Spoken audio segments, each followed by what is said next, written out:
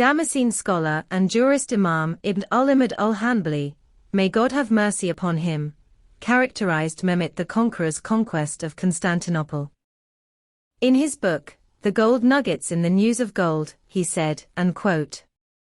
"He possesses stunning merits, brilliant virtuous privileges, long-lasting consequences on the pages of days and nights, triumphs that cannot be expunged by the succession of years and decades and sieges that broke the crucifixes of crosses and idols, the much more noteworthy of which are that he conquered the great Constantinople,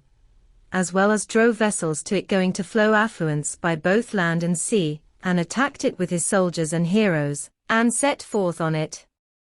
with his horses and men, and besieged it for 50 days, the most severe siege, and oppressed those in it among the wicked and infidels, and drew the unsheathed sword of God upon its people, and shielded itself with the strong and drawn shield of God.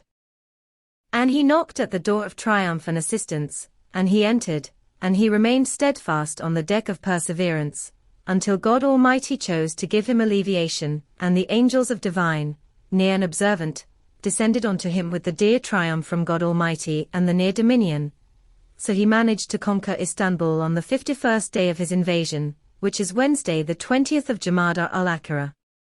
In the year 857 Hijri, he prayed at one of the most pertinent Christian churches, Hagia Sophia, for the Friday prayer. In Istanbul, he established a firm foundation for knowledge, resolute of the capital's fading sun, and he constructed schools like heaven on earth, with 8 easy-to-enter gates, as well as codified legislation that correspond to what is plausible and transmitted.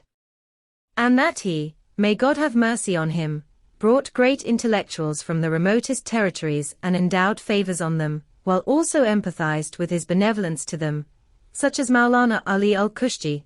al-Fadl al-Tusi, the al-Qurani scholars, and other Islamic scholars and prestigious intelligentsia,